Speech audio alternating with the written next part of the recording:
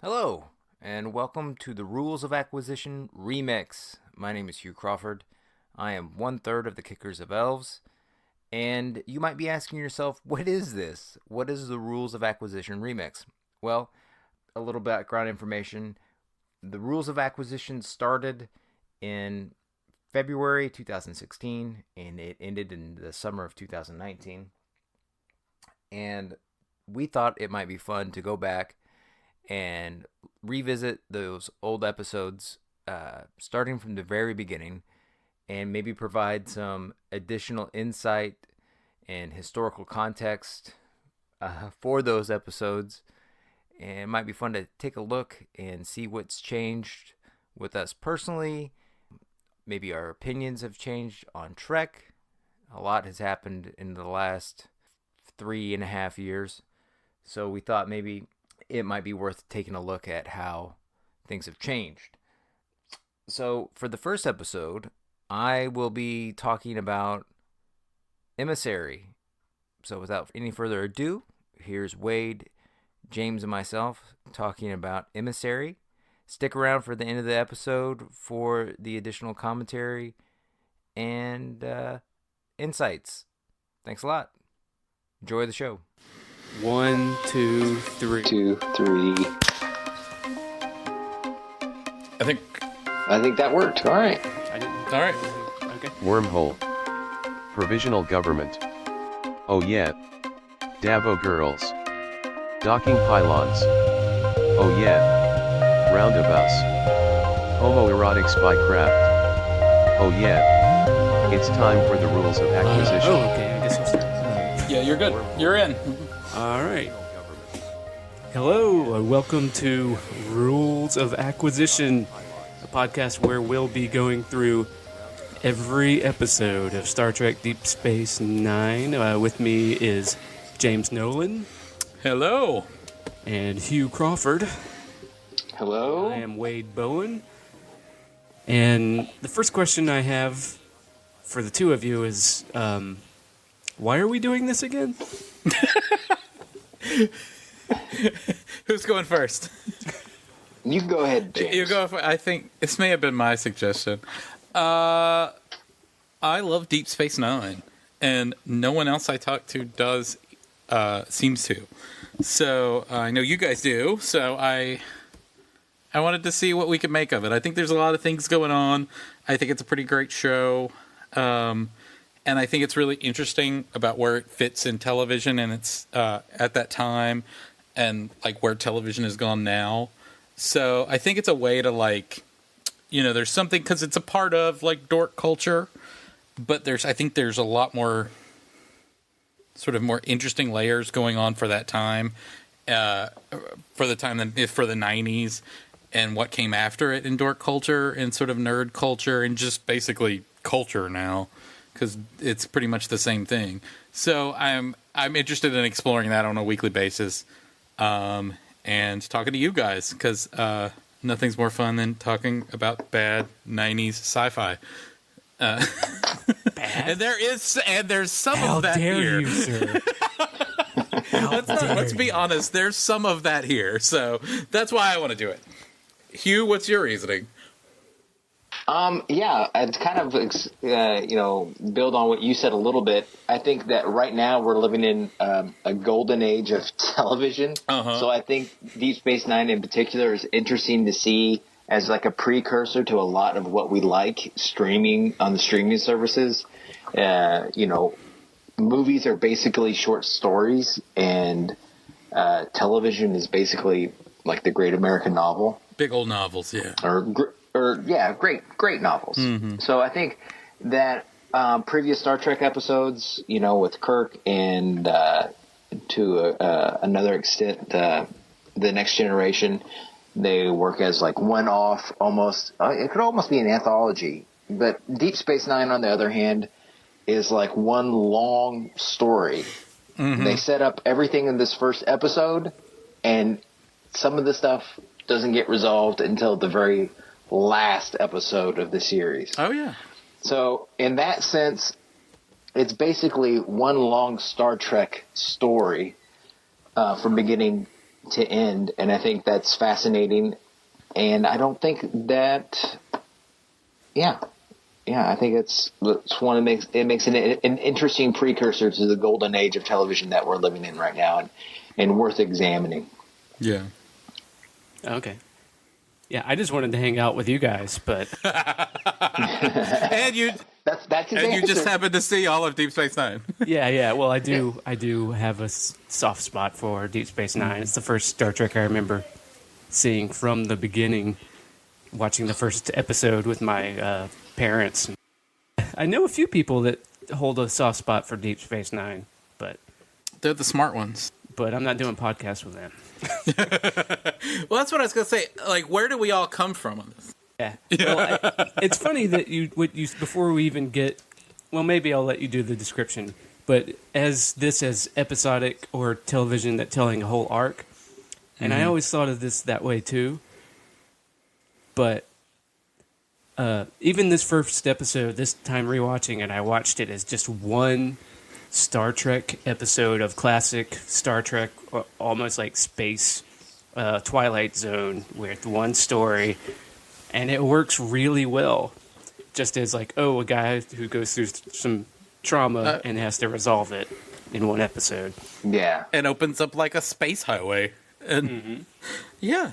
Okay, so the name of this episode is Emmisary. It first aired January 3rd, 1993.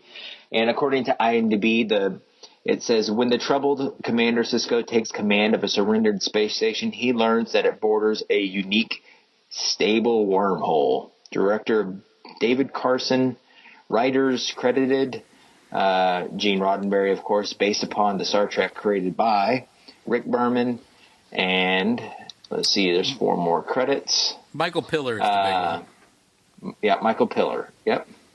So, yeah, that's what we're dealing with. It's the very first. It's the pilot episode. Like Star Trek: The Next Generation, you've got the characters from the previous Star Trek iteration kind of helping kick it off. Not so gently this time, because when we first see Picard, Picard basically is responsible for the death of Commander Sisko's wife, which brings the grand total of Starfleet spouses that he's responsible for the death of up to 2.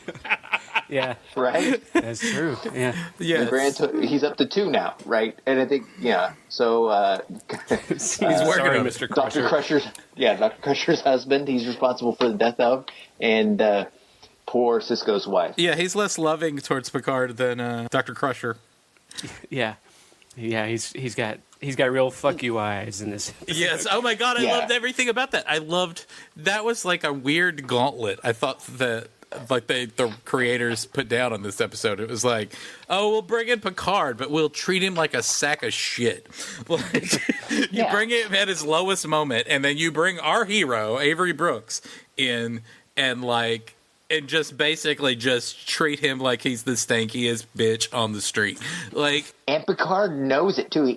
Picard knows he's a piece of shit. Yeah, he just has to sit there and eat it. Yeah, he's like, and pour fucking tea.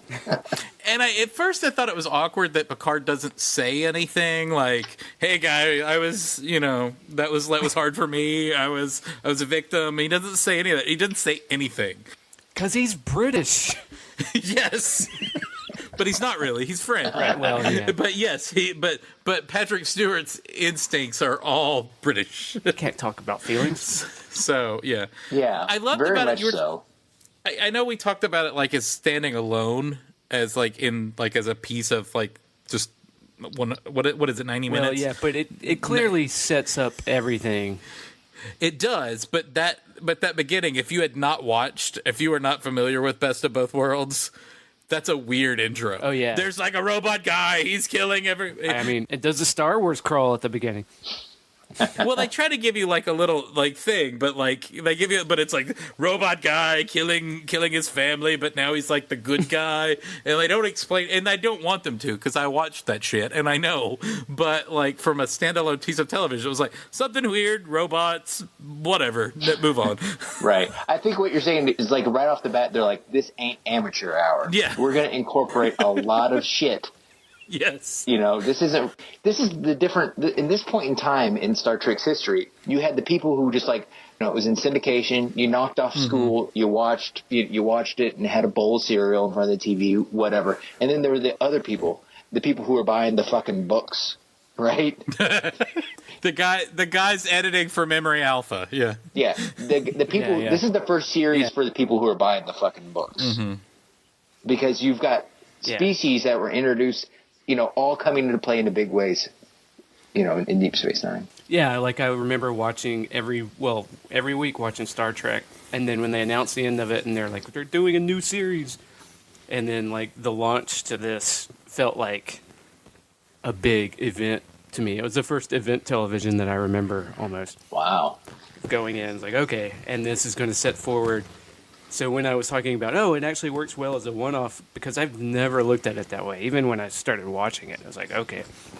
In so much that, in some ways, I was disappointed when I watched through part of it the first time, and then later on, it's like, at how much they set up in this first episode, but then realize that nobody cares as much, so they don't spend as much time on it. Like all the religious stuff, and him being the emissary, they do it, but it's like just as much because they have to. Right.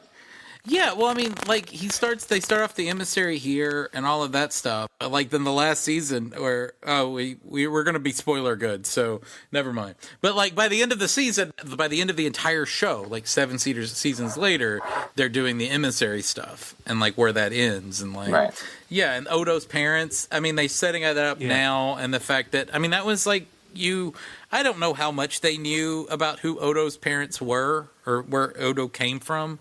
But, like... They knew they were going to get to it. Yeah, and they set it up as... I mean, it's all in that episode. He came from the Denori belt, or whatever they called it, which is near the wormhole. He was probably... Right. He says, I'm probably from the Gamma Quadrant. So, I don't know. Right. Because it opened... The wormhole opened near where he was found. Yes, right? And that's where they found the orbs, too. So... Right. So, he thinks he's somehow connected...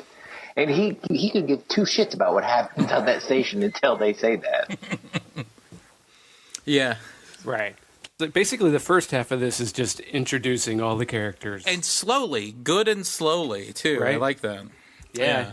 Like, I'm sorry. You'd think maybe that they would rethink having civilians on military missions. They're like, oh, yeah, your wife's dead. Well, okay, I was going to say this. I know I'm supposed to be the guy that accumulates all of the trivia, so I've got to read through all that stuff and sort of bring trivia to the table here. Yeah, let's hear it. Well, no, but I'll sprinkle it. It's peppered. My observations will seem peppered with research. One of the things that I looked up on here was that the Saratoga, the ship at the beginning that he was the first mate of or whatever, that got killed by Picard. That was the first time that family members were shown on a sub-Galaxy class ship vessel. Mm-hmm. And so I guess that most of them they didn't. Only the Galaxy classes had like family members on the ships.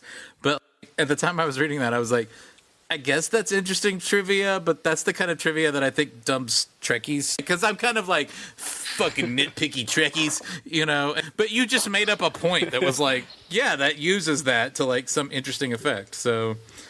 Yeah, maybe we should go ahead and mention that as far as our vision for the show, that we're not looking to be your hard...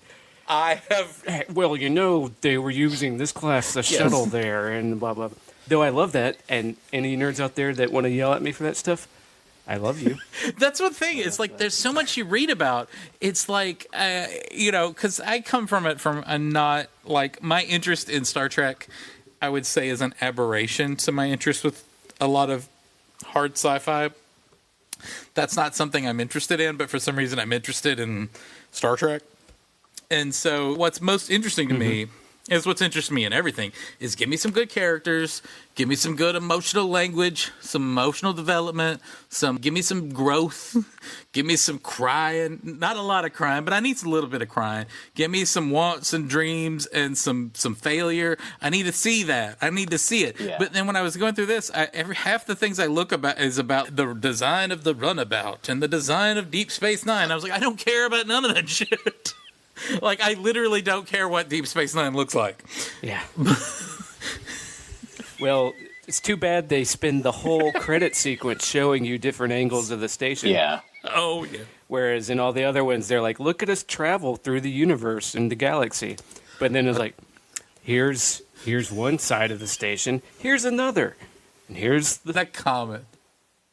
And the station is designed by the Cardassians, the bad guys of the series. They got to look like bad guys, yeah. And why couldn't it... it would have been interesting if the Cardassians had taste. I mean, if they're the bad guys, just because they're the bad guys doesn't mean everything's got to be so cold and ugly. And they super, super uncomfortable looking outerwear for their soldiers. with the pointy chest thing. I'm like, that. Yeah, it's like you don't have to telegraph that. It could have been a very interesting thing if they had a flair for pastels or something. Especially around their weird neck veins. Yeah. Right. Well, I always assumed that Cardassians had almost a weird crab-like physique underneath the armor thing. Like the little, the neck thing was part of the back plate or something. Oh, they might. But who knows? Yeah. The young ones are blue-shelled, so they're really easy to crack open. You can eat their shells. Like you could crack them open and eat them. But that was the thing I was thinking of, is that, but on the other hand, this show is gets really deep into lore and religion, and I'm interested in that stuff. I'm just not interested in the runabouts or the warp engines. So, well, these don't have warp engines, but yeah, whatever, So that's where I stand. Just give me some character. I think that this series, one of its greatest strengths is the fact that it takes a nice long look at how religion fits in, alongside a society that is run by essentially science. But it's also its greatest weakness too. I think that its greatest strength is also its greatest weakness. I think they got really into having an Oscar-nominated actress to play one of the religious. This isn't in this episode at all, but this later on in the series. Yeah. And she's not. She was really good in One Flew Over the Cuckoo's Nest. I'm not trying to take that away from Nurse Ratched, whatever her name is. What's her real name? Does any of us know? I used to. She's from my hometown of Birmingham, Alabama. Oh shit. Yeah, I don't know her name, but yes, her. I saw her at a film festival one time. Oh really? Where she introed One Flew Over the Cuckoo's Nest. Yeah. Was she nice? Yeah, she was great. She was super nice and talked about how she hadn't done anything except for that in Deep Space Nine. She hasn't, has she?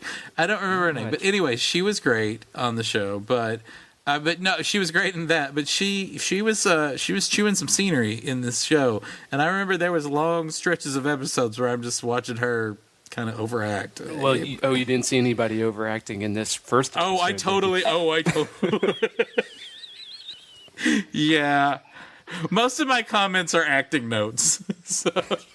Does Cisco have PTSD or is it just bad acting? Is that Okay. Can we talk about Cisco? Because I got hit and his acting performance.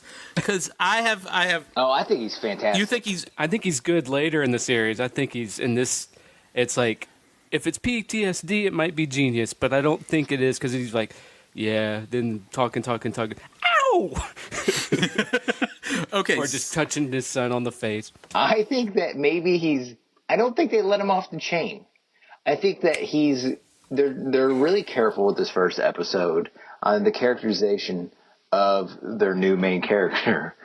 And I don't know. You think he's being Obama? I feel like where the first year of Obama's presidency where he couldn't be angry, he couldn't get upset, he couldn't, all of these things because you don't want because I don't know, the boxes we put black men in. Yeah, I think they're carefully managing.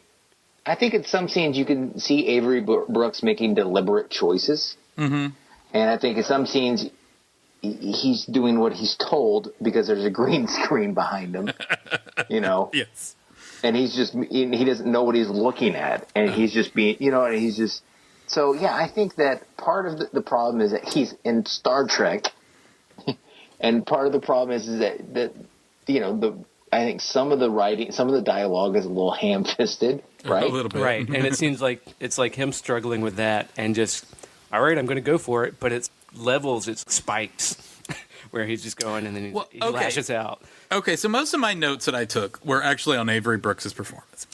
I'm in the middle. I think that he is spotty in this episode, but nothing was contrasted that more, but then pretty early on, after they get off the Saratoga, is that what it's called? After they shoot off in the escape pod away from Picard, like there's this moment, and I get the feeling that he chose to do that moment. It's where the escape pod, they did the rear view of the escape pod shooting out, and he does like a quick, like angry jerk as like the escape, like it's part of like the Star Trek shaking set thing, but he does it in such a deliberate and intense way, and he immediately, like, he jerks and then immediately snaps back to his original position and has no facial expression whatsoever because he just watched his wife die, and you're seeing behind it the Borg blow up the ship and everything. And I was like, something about watching Avery Brooks do that was like one of the most intense acting choices, and probably one of my favorite acting moments is in Star Trek. All Star Trek. Yeah, and then the next scene is him with Jake, which, oh my God, Jake. I know he's like a 14-year-old boy, but still. Okay, with Jake in the fishing hole in the holodeck, and he is like Tommy was so bad in that in that scene. And I think that, and then you have like the scene with Picard later on. I think he may be like a talent sponge. He may be as good as who he's with.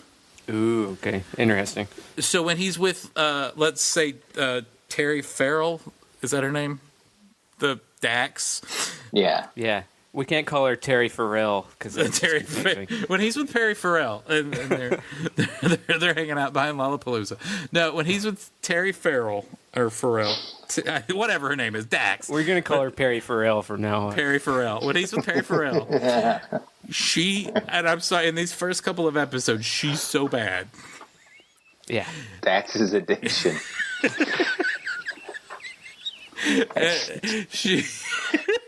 Dax's addiction is so bad that I think that I feel like he maybe plays to their level. You know, like when you're playing ball with your kids.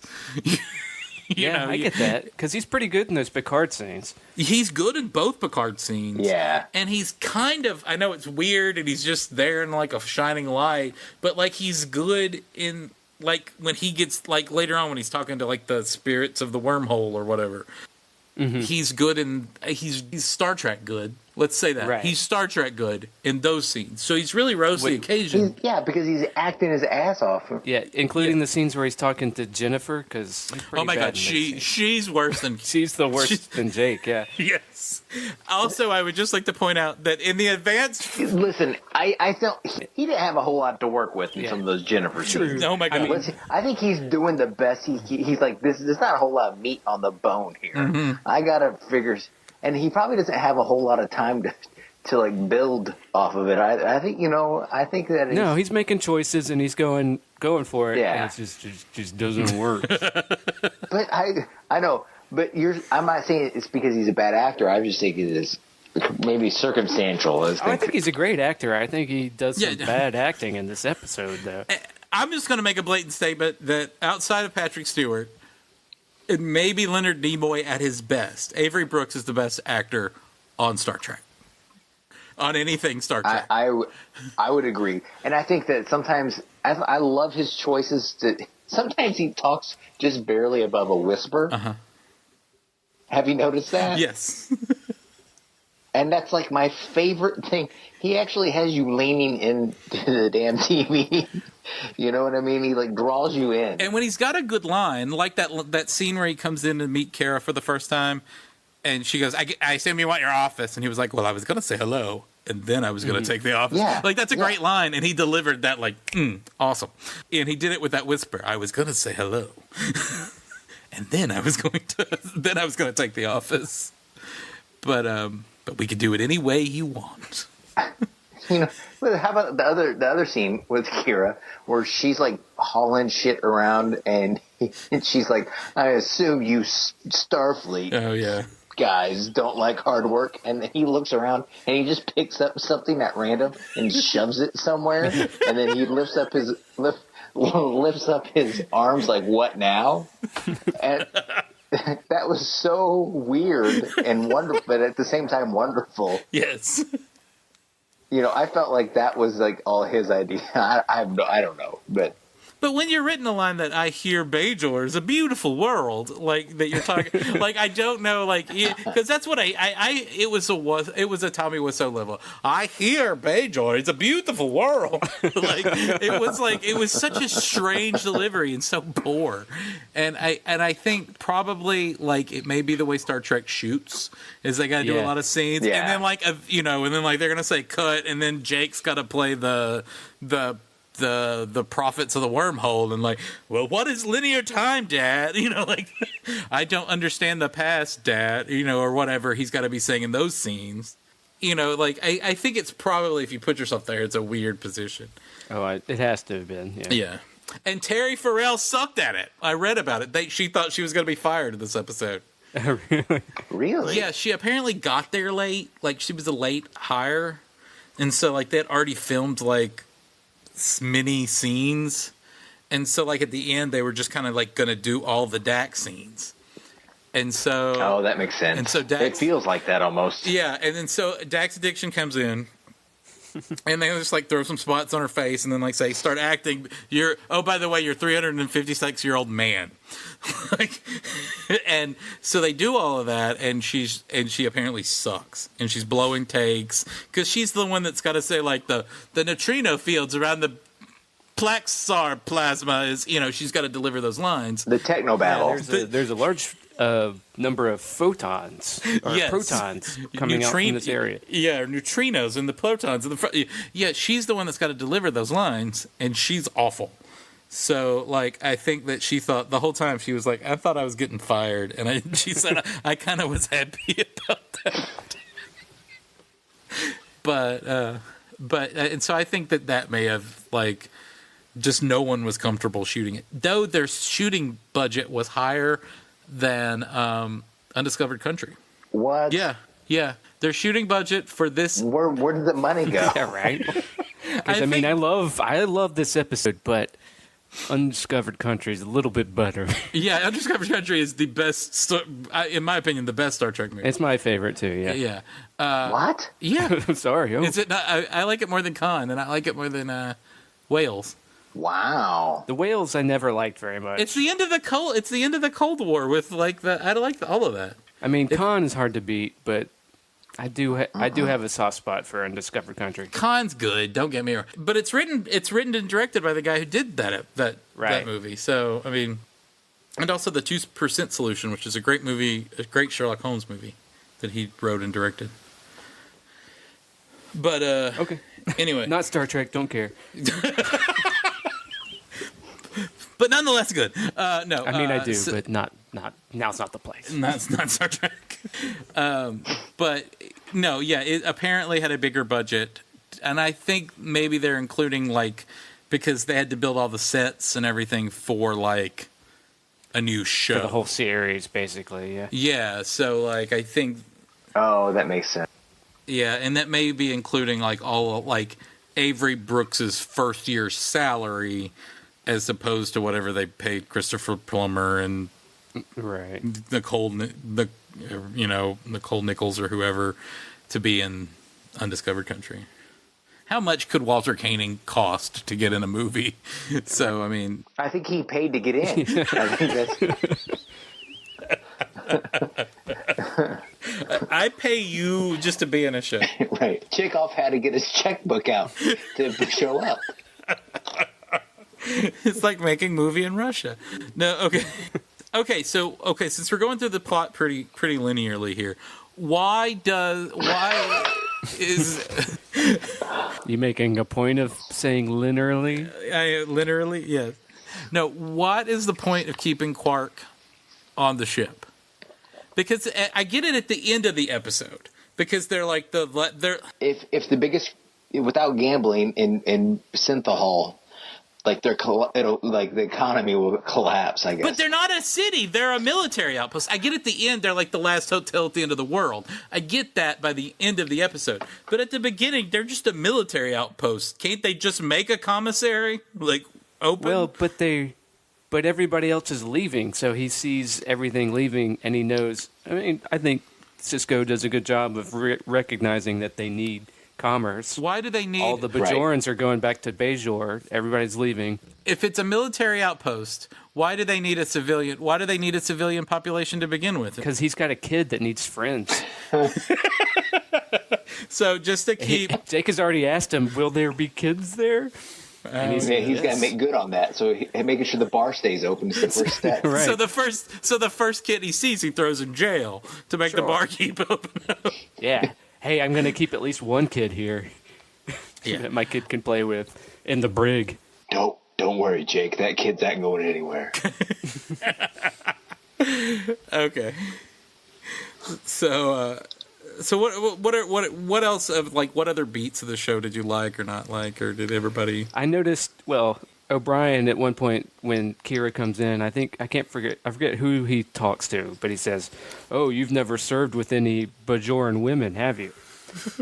Meaning, he's only served with one Bajoran woman, Ensign Rowe, right? Yes. And if we're supposed to be so forward-thinking and evolved, how come he meets one Bajoran woman and decides, they're all bitches? Yes. He's stereotyping really fast. Oh, you've never served with a Bajoran before. Bajoran women, that is, are all... O'Brien is a lot like your average Reddit poster. I meet one. Yeah, no. No, I think Wade brings up a good point.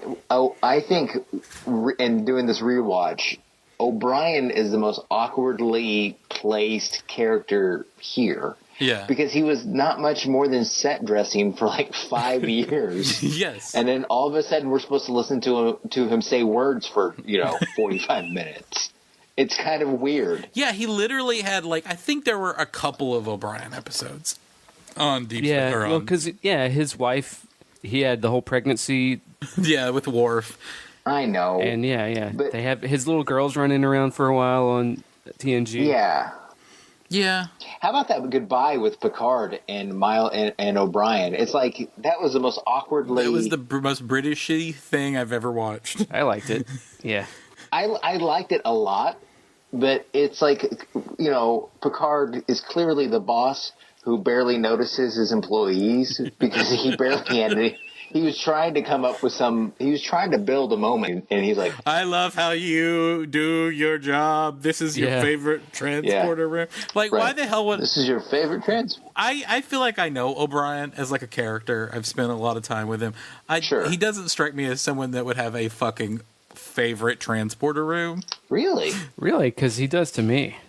Me too. He seems very particular. I don't get it. I don't know. It seems to me that he's, because there's a thing about him. He's the only non-enlisted we've ever really gotten to know in Star Trek.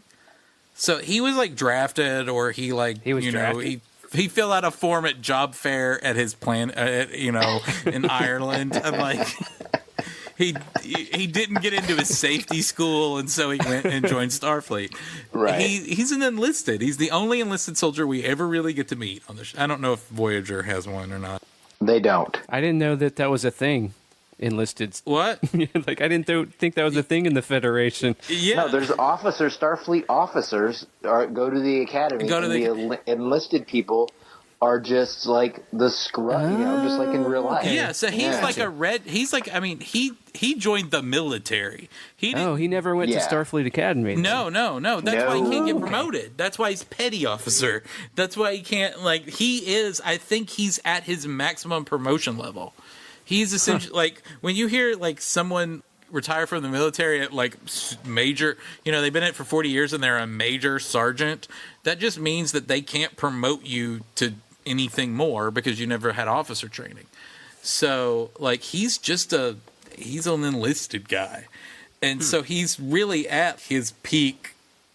At some point he's going to retire and go do something else, and they're just trying to eke out another 6 months of his usage so that he can retire at a higher pay pension.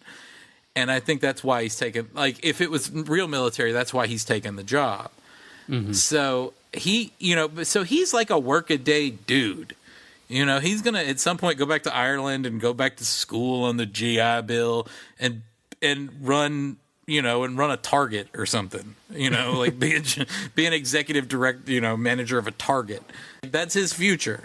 in this post-capitalist future where nobody has any money. Well, I don't know about post-capitalist future, but I mean that's what he's not. He doesn't get to do specialer things. So, so it's nice to see like just sort of a workaday dude. I don't know. I like seeing that, and I just don't think. I get that he's particular about his tools and he's good at his job. They make that very clear in this episode. But there's a lot of I don't know, I got a favorite transporter room and I'm really particular about my captains and all of that. I don't know. I feel like it was just more Star Trek stoking and not necessarily in O'Brien's character. That's all I've got to say about it. So I think we're kind of split on O'Brien. I think that I like what they're trying to do with O'Brien. I just think that they miss most of the time. I do too. I think he's fine in this. Wait, no. I love Cole Meany. And I love, I think he's a great actor. And I love the character of O'Brien. And I like him in this show. Really? What? I really don't. I don't like him until later. I think right at this point, I am. You think he's particularly bad in this episode? I'm like, why is he? He's not bad. Just not interesting. Yeah, they struggle. Yeah. I think I read somewhere that they stuck him in the show because they thought he was going to leave. Oh. It's because he started, because he's like a movie for a while in the 90s. He was like a movie star. Right. Like out of all of them, he's the most dependable actor. He never really sucks. He's in movies. He was in Layer Cake, and he's on shows still. He still gets. He's still a hard-working actor. He's probably made more money than anybody on this show. So I don't know about Renee Auberjonois with that Benson money. I don't know how much that went, but I mean, Cole Meany. Cole Meany's got a good career, and I think that what happened is that they had a extra on the Next Generation that liked being an extra on Next Generation. Who apparently started taking movie roles, and they thought he was going to leave. So Rick Berman pinned him with a bigger role. They felt like they had an up and coming movie star. That makes sense. Or character actor. Oh, you think? Oh, they had a hot commodity they're trying to hold on to. Rick Berman said that they wanted to shuttle him. I think the hope is that someone would leave Star Trek, I don't know, not Brent Spiner, but Geordi or something. But they kept those actors around, and that then you can move Cole Meany up to a role, kind of like when Tasha Yar left Next Generation. That made a space. Oh, so they put him on the B team, is what you're saying? Yeah, he was like an understudy for a better role, kind of like how Michael Dorn got to be a bigger role when Tasha Yar died. So I think that was what they were doing. And it just never happened. So they were like, let's stick him on the, because they're trying to get every Next Generation. So Star Trek stacking the deck. Yes. Star Trek stacking the deck in case something doesn't pan out. Yes. That's what you're trying to say. You have two great first basemen. It's time to trade one of them to Deep Space Nine. Right. So I think that's what they did. Death to the opposition. Yes. And maybe to keep him off of Babylon 5, which I think was a thing at the time. So Right. That was at the same time, I guess. Mm-hmm. All right. So, do we need to talk about any of the new characters introductions, or? Yeah, I guess first time we're ever talking about any of these people. Is Odo good? Is Renee Auberjonois good? So we talked about Dax's addiction, and she was worried about getting fired. Yes. We talked about Cisco. We don't like Jake. We're kind of split on O'Brien. Uh-huh. What do you guys think about our new first officer, Major Kira, who is actually a first officer it's the first time we have somebody second in command that is not a Starfleet officer. Very true. I feel like they really wish they had Michelle, what's her name? Michelle Forbes. Yeah. Not a visitor is everybody's favorite second choice. No. I've already had this conversation with Hugh, so I think she's awful. Really? Right. And I think she's shrill. I think she's acting like a 14-year-old boy. I think that's the way she's playing her role. But that being said, I think the show writes. I think the opposite. I think the show writes her well. They wrote her as a 14-year-old boy in this. Well, you're that like, and, oh, she's she gets another... a scene. She gets a scene at the end, and I think that in comparison, she does better in her sort of big scene, like the scene between the stare down with the Cardassians. I think she's just as good in that scene as Riker is in any of his decision making. I think she does well in that scene. I don't hate her as much as you do. I don't think. No, I don't know. There's something about her that just doesn't. She's pitched so broad and so like angry. There's not a nuance. There's not. Yeah, I blame that on the writing. Yeah. Okay, I like her performance. I like how wild-eyed she is. I like how she's basically somebody who had a very traumatic life. She's been fighting. She's been like in battle mode her entire life. The war's over, and she still hasn't dialed it down any. I like that about her performance. I think it's very interesting. I think she's got a wild look in her eye, and the chip on her shoulder is. I don't know. I think it's interesting. I think it's like we've all people who know us know that we've all done our fair share of small level theater. Sure. And you know that when you miscast, there's a way that you could miscast an actress to play outside, or an actor or anybody to play outside of their type, that they end up projecting so broadly that it's such a sort of a large, funny performance where she ends up shouting all of her lines are delivered like, everything is pitched at such a high level that it's grating to me. And it wears me down over, like, if I remember watching it my first run through, her performance ultimately wears me down and I end up giving a shit about her. And I like her. Like, I like how relentless she is. Yes. I like that. I like that she's always dialed up to 10, and no matter what the situation is. And I like that about her, and I think they actually use that to some certain extent.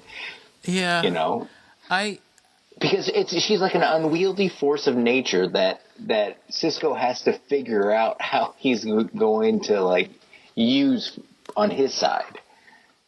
Yeah, no, I mean, I like her as a character, and I like everything about the character I like on the page. Maybe not her actual dialogue, because it's Star Trek. There's boners all over this place. Sure. But yes, but I mean, I like the idea of this, separatist rebel who's led this awful life, and now she's like at this moment, and I feel like the Bajorans are like the way Israelis probably were in the 1950s, like a little bit of chip on your shoulder, a little bit kind of wanting to murder and like victimize some motherfuckers, but also like trying to be, civilized and have a perspective about it and play a smart political game to help her people. And I think that all of that is there in that character. And I don't think that she does much to interfere with it, but just, there's a way that like she just, I don't know. I feel like her performance is like a suit that a part of her uniform that she wears, and not like a natural part of her. And that is grating to me. But like I said, over the course of the show, her character is very interesting. It never runs out of places to go. They do stuff with her, so she's not like the Riker of the show, where it's like they just ran out of ideas for you. So you're just there to spew exposition at us, or let people spew exposition at you. So she's definitely a character. So she's better than Riker or something like that. But yeah, she may be my personal least favorite, even though Dax's addiction is way worse. In this episode, at least, as far as performance, Kira is my least favorite performance. Hey, Wade. Uh-huh. What characters did we miss in the introduction? I feel like we're missing somebody. Julian's pretty throwaway in this. He is. Yeah, he is. Yeah. Wet behind the ears.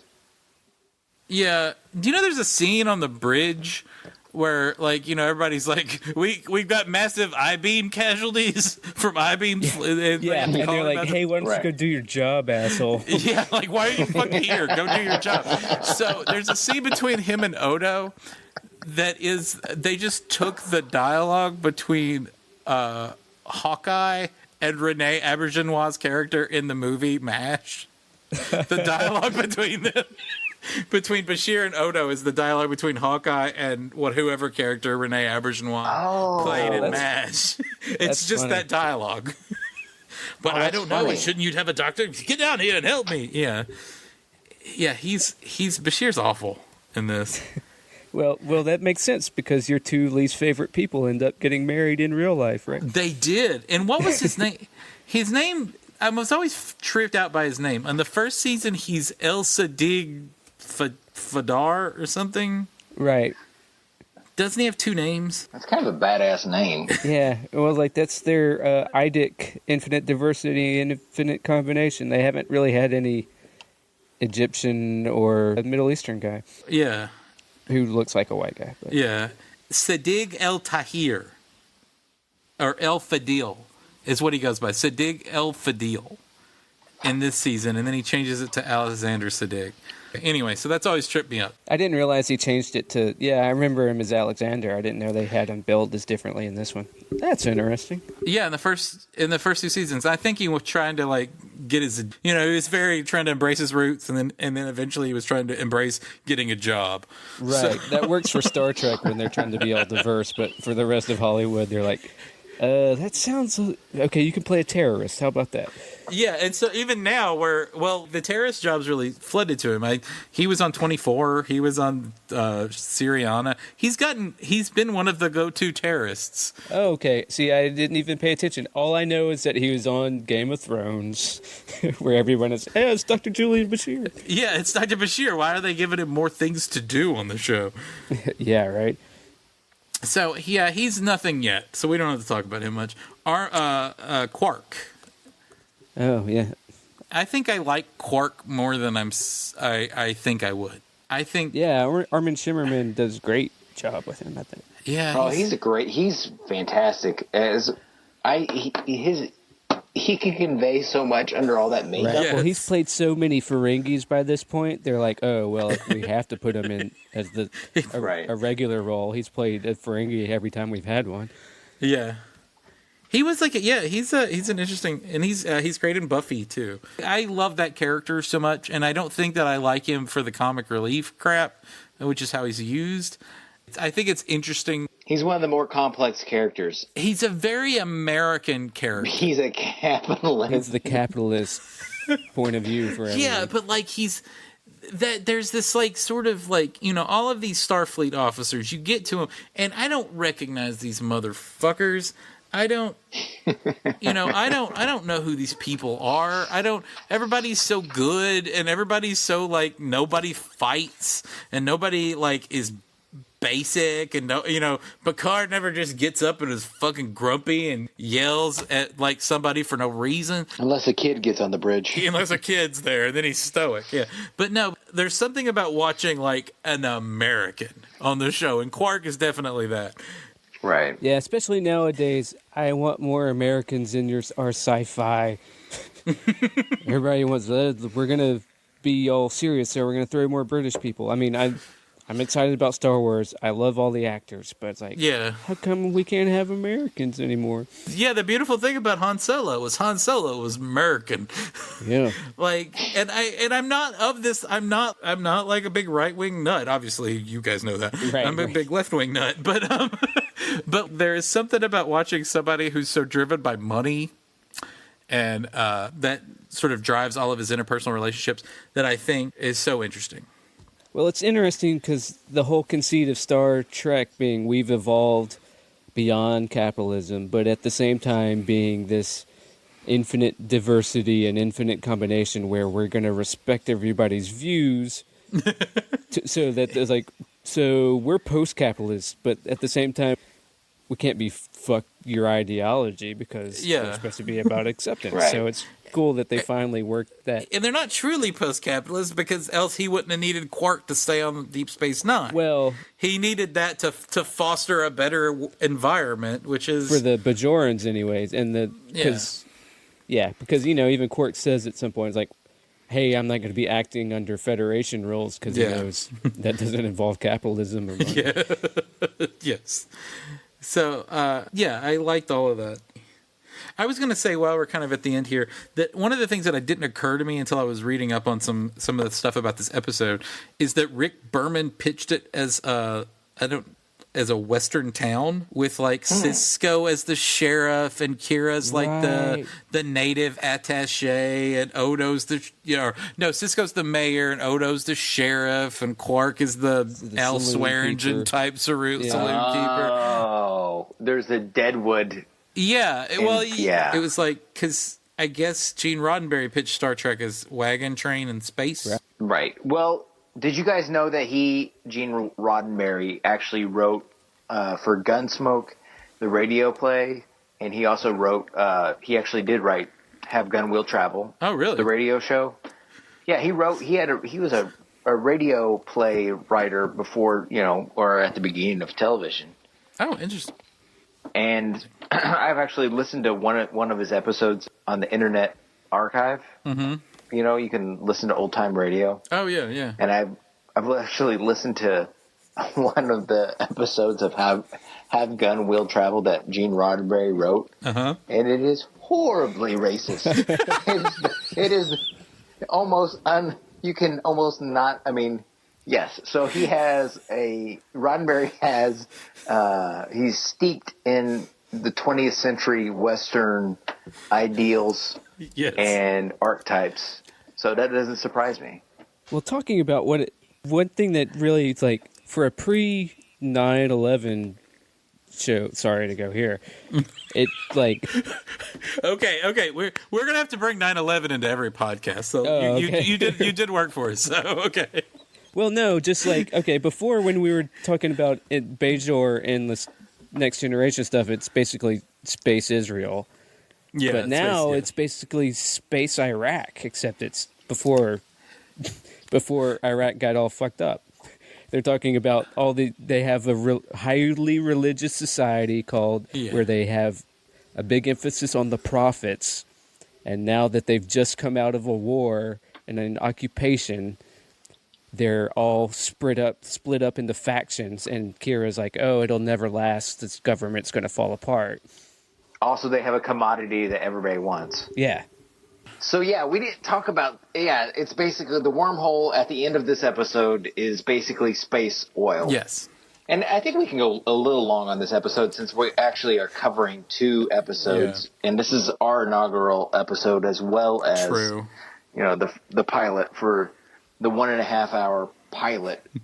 This is ostensibly... It's a movie. Like a movie. Mm-hmm. Yeah. And like Wade touched upon, Cisco is given a character arc. At the beginning, he's wanted out of Starfleet. He's been traumatized by the death of his wife and raising his son alone. He's been given a shitty assignment where nobody wants to be, except for Bashir because he's an ignorant asshole. Yes. He's a dumb shit. And he actually uses the word frontier space. And he does it with a bunch of Bajorans who are just like, Frontier, this is like my home, you asshole. To make it a Deadwood parallel, he's like the guy who took Alma Garrett out into the I'm going to go pan for oil even though I'm a rich asshole. And he ends up getting killed, yeah. Right. And at the end, the wormhole is opened, which changes the political, implications of Bajor. Yeah. And... they give Cisco the ability to move on with his life due to meeting the celestial beings that live inside the wormhole. And I guess it's an artificial wormhole, but it's still not clear as to how or why the beings made the wormhole. Right. I'm not even sure that's ever really addressed, ever. Yeah, I think they're like a wormhole group. The how and why doesn't matter. I don't think so, but, in the wormhole, they can live in non-linear time, and then when anybody enters it, it causes them pain because they don't know how to think linearly. Right. Yeah. Cisco lives in linear time, but he's also stuck living in the death of his wife. Yeah. So that's like the thing that solves the question, and they can understand each other at the end. Yeah. And then basically the episode is over. Cisco tells Picard, fuck you still, but I'm staying. Yeah. Yeah. I'm not gonna smile, but I like what I'm doing here. Right. That was the one thing I was gonna say. At that point, and I'm just putting myself in Picard's shoes here, I would be worried about that, and I think he kind of is, because he's like, should I not? How can I ignore what you told me in the first scene we had together? Right. But it seems like, okay, so you have this guy, he goes into a wormhole, he comes out, he's kind of grinny now, and he's got like a different pep in his step, and he's experienced something in the wormhole that makes him totally gung-ho to do the job now. Wouldn't Picard be worried that he got like crazied? Well, that's what I thought about was great. Well, I mean, that's why he's the best actor in all of Star Trek. Yeah. He can say so little without saying much. Because I even just watching it, it's like, okay, I don't trust this guy. He's not like, okay, Cisco, whatever you want. He's like, okay, well, I can't do that. You said you wanted to do this. I'm a military man, I can't. But at the same time, he's like, I kind of owe this guy because I did kill his wife.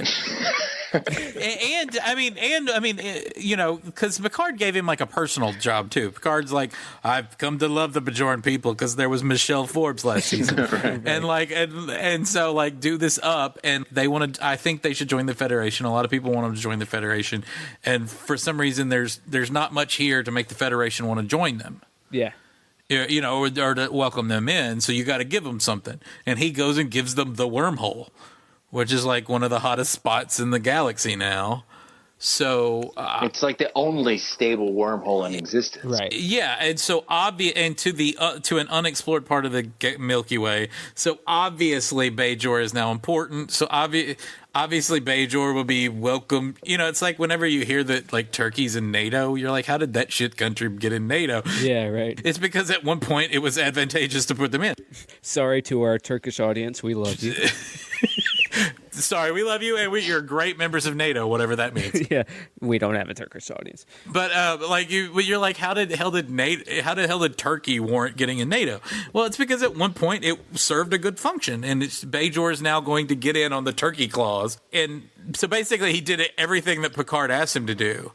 But I would just be worried that he's like now a weird religious nut. Right. Well, yeah, I think Picard to an extent is like, okay, well, man, I was going to give this guy this shit detail, even though I love the Bajoran people and I want them to join the Federation.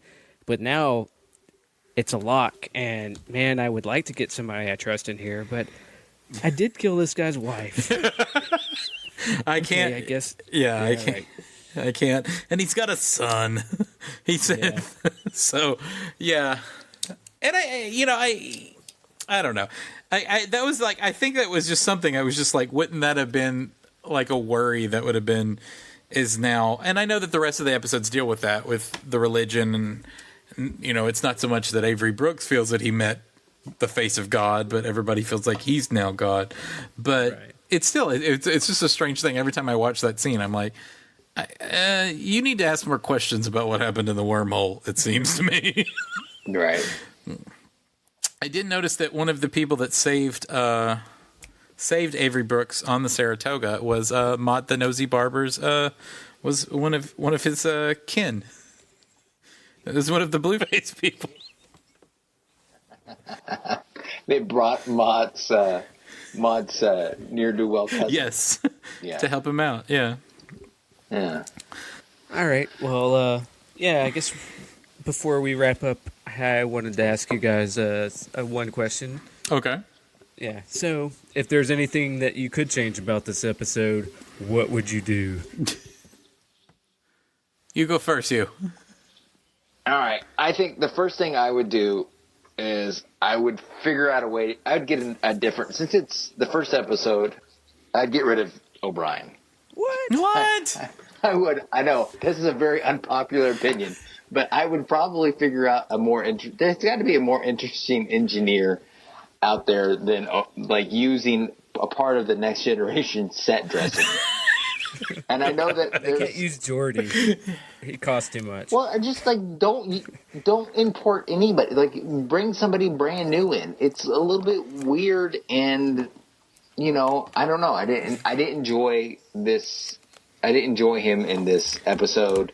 It's something to keep an eye on as we go on. I do know in the next few episodes, it's his wife doesn't like the assignment, and so he's got like lots of marital, like he's got like marital issues, and I like that in the show. Yeah, because he's kind of. I mean, she's not. I mean, she's right, but like he's mostly like related to the fact that he's got this. He's got a fully formed life. Like Picard or Riker never did. He goes back to a life at home in his little cell, and his wife's pissed because she doesn't like that they went from being on the Enterprise to being in the shithole. The flagship. Yes, yeah, and then now she's on a shithole, and I like that about it, that he's got to deal with all that stuff, and that's in the next few episodes. That's something we'll definitely keep an eye out for next week. Yeah. All right, who's going next on this? On the change, you guys have any change? If you don't have any changes, you can just pass. I felt like they rushed stuff, and then there was like that whole sequence with the Cardassians at the Domjot table or whatever, and like the whole thing with getting him back on the ship and getting Odo on the ship, all basically so they could sneak away from the car. That's a lot of writing to just basically sneak away from the Cardassians. Yeah. When it seemed to me like the whole time I don't even understand why the Cardassians are a thing there. Because, I mean, like why did they have to get them all? Why did they let them into... I mean, can't you just say, hey, dudes, you just had a peace treaty. Maybe don't go to our gambling establishments for a little while. Like, I understand if Gul Dukat wants to come in and talk to him, but, like, that's an official... that's a military officer talking to a military officer. That's fine. That's how these things are supposed to happen. But don't have the card, don't let the Cardassians just drink and run wild on your ship. That seems crazy. And then they basically just wanted to show that Odo could look like a bag of gold. Yeah, that was about to say, it's all, look at this fancy morphing technology that you haven't seen since Michael Jackson's Black or White video. It's computers. Woo! Yeah, that's really all that they did on that episode, and it was like, but because that's there, they had to rush like the whole ending. Yeah, and there's like, okay, we're gonna show all this problems, how to get him on the Cardassian ship, but then we just teleport him back. Oh, he's at the exit point. Ta-da. Yeah, because you have this you introduced this religious thing. The Kai Alpaca. Gives him this stuff, fingers his paw, and then gives him a pimp cup, and orbs, not very round. Yes, it's the pimp cup of the prophet's paw, is what I wrote in my notes. They gave him a pimp cup and sent him back. So I get why all that's there, but it seems like you need to tie that in. That's a major part of the story, and they don't go back and have him talk to Kai Alpaca. They don't call him the Emmisary, which is the title of the episode. Like, they don't establish any of that this episode, but I know a lot about how Cardassians gamble. So that's what I would change. I just learned that all aliens love tits. Doesn't matter what kind of skeleton face they have. I remember. You just put a nice rack on them, and they're good. I was like that too. And as she walked by, I was like, "Yeah, are we supposed to be turned on by her, even though she's got like a vulture face?" And I think we were. And it's an interesting time. After Star Trek went in an interesting direction after Gene Roddenberry left us. Wade, what would you change if you were going to change anything? I think James makes a good point with the Odo on the Cardassian ship, and then they just skip over getting them back, which seems like it was kind of clumsy, wasn't it? Just throw some phazon energy at it to block their sensors and just call it a day. Yeah. Whatever, just do some. Yeah, do some. They moved the whole ship by means I don't understand. Oh yeah, that seemed kind of cheap. Why can't you just evade the Cardassians through means I don't understand? It doesn't matter. Oh no way! You know how they moved the ship faster? It was going to take 2 months to get to the wormhole. Yes. But then, and then they had the idea to make the ship lighter. And if they made the ship lighter, they could move it faster. I don't think that's how space and gravimetric physics works. Because weight is not a thing. Well, I think you're in space. Mass, you could change the mass somehow, but then everybody's bones would break immediately. Yeah. But weight is not a thing in space. You're wrong. I went to space camp. I know. That bothered me. That bothered me a lot. Yeah, that got by because I did find out that they have to put every script through there's even in I guess in the 90s there was a nerd core of super fans that Berman employed to read the scripts.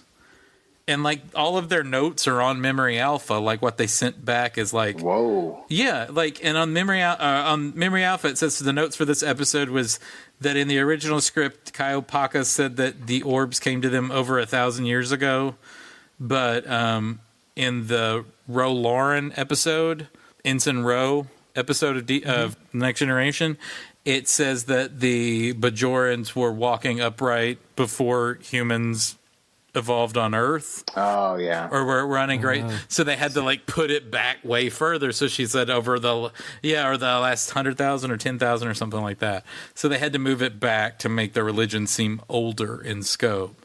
So that I agree. That's the kind of nitpicking I kind of agree with. I don't know why. Yeah, it's called continuity. Exactly. Yeah. I like that. Keep that in order, but I don't really care about the interiors of the runabout. Yeah. If you're into that stuff, this is the first appearance of a runabout. Oh, really? Which you spend a lot of time on in the show, yeah. Yes, they do. Yeah, the only ship they show in the opening credits is a runabout shuttle. Yes. They don't even show the planet, and they don't show Bajor. It's just look at another angle. Yeah, I have no idea what Bajor looks like. It's blue. Is it? It's beige. It should be. Yes, it's earth tones and blue. But okay, All right. That's all I've got to say. I mean, this is a good episode. This is a I think it's great. I think this is just good TV, man. I think this is. I think it's great. I think that's probably a good place to wrap it up. We kind of went over a little bit, but it's our first episode. I think that makes sense. Anything for you to say, Hugh? I'm good, guys. Can't wait to watch the next episode and meet you back here next week. Yep. I will be here then. I agree. Thanks for listening to the rules of acquisition. Maybe we'll talk some more about those as we progress through this. Oh, yes. We should actually learn what they are. Oh, yeah. Well, there's a lot of them. Yes, there are. Okay, cool. That's all. See you guys later. The end. Did you know that some Deep Space Nine podcasts have more reviews than us on iTunes? Doesn't that piss you off? Please review us on iTunes. We need to feel loved sometimes. And that was the episode. I hope you all enjoyed it. I share my thoughts after listening to something that's 4 years old or recorded over about 4 years ago. Well, first off, a lot's changed for all three of us since we recorded this. I think it's safe to say that a lot's changed for everybody all over the world since 4 years ago. But on a personal level, Wade, when we recorded this, was single and had roommates. And since then, he has found a life partner and moved in with her. Then they eventually decided to have a child, and so now Wade's a father. So he's had the most changes. James has moved the most since we started recording this.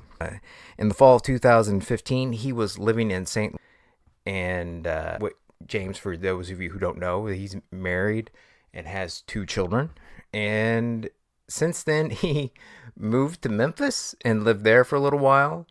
And now he lives in the San Francisco area. He moved in the summer of 2019. Me, I recorded this in a hot, unconditioned attic in 2015 in a house that was built in 1940, a very old house. in Joplin, Missouri. For those of you who don't know, I am married with 3 children. And when I recorded this, I had a very small baby that year, and now he's going to be 5 in March 2020. So yeah, my kids are getting older. I had a lot of fun listening to this for a lot of different reasons. Most just the superficial stuff right off the bat. I laughed really hard every time called it Star Trek.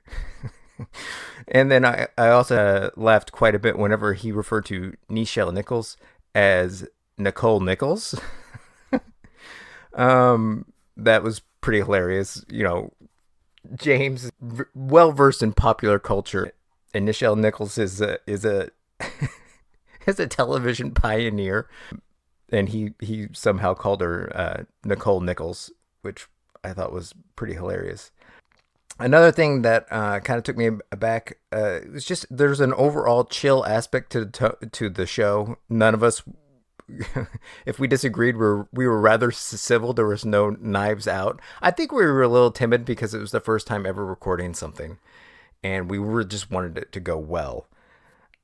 Some other thoughts. Wade says right off the bat that we're going to be pretty chill with the nerds, which I find interesting because later on Wade invents a little segment of the show called Nerd Corner, where he is able to anticipate what the angry nerds would pick apart, and so he kind of puts that perspective on, and then we unpack it. So that was kind of interesting. I gave the show too much credit, I think, for the balance of science and religion after having gone through it. I don't think it's that balanced, and I don't know what I was thinking whenever I said that.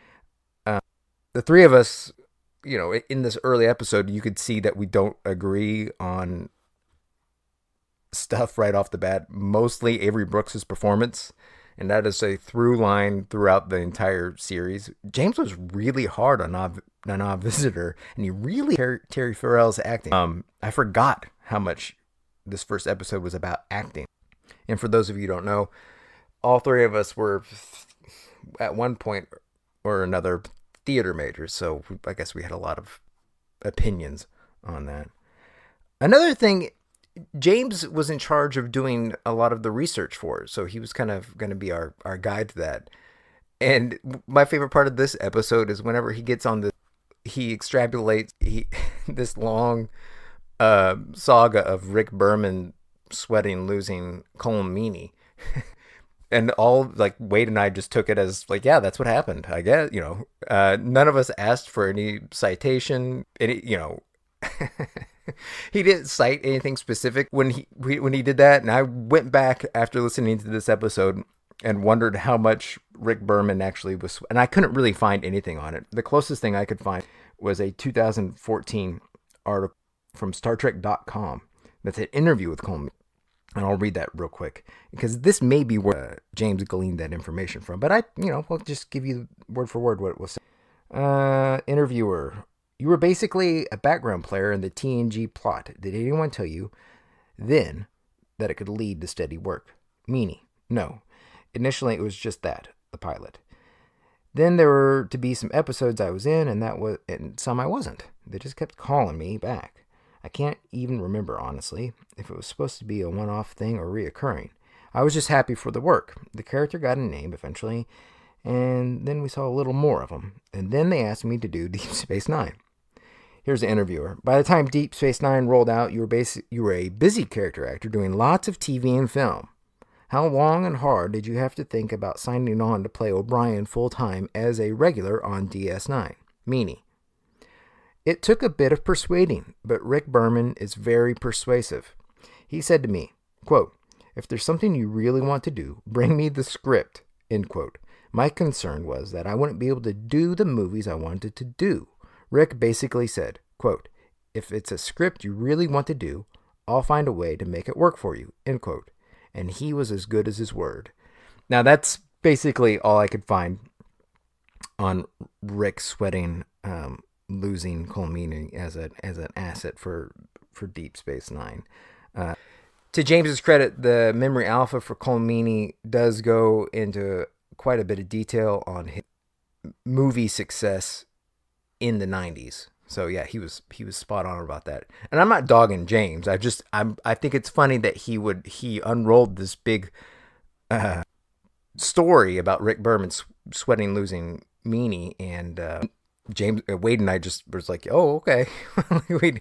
There was no pushback back then. We just took things as they came. Anyway, I hope you enjoyed this little bit of perspective. I might be back next week. It'll be one of the guys next week, and I expect as we look back on these episodes, we will have more and more insights and corrections to come. So I hope you enjoyed this. Please be sure to check us out on our Patreon, Kickers of Elves. You can find us there if you just type that in the Google machine. We are doing new projects. We've got new podcasts on the horizon. We've got the second season of Hashish and Superiority, the Kickers of Elves book podcast. We will be announcing that book pretty shortly, I believe, and we've got some other things in the works. So, thanks again for listening to the Rules of Acquisition. We hope you come back next week for another remix, one to be mounted.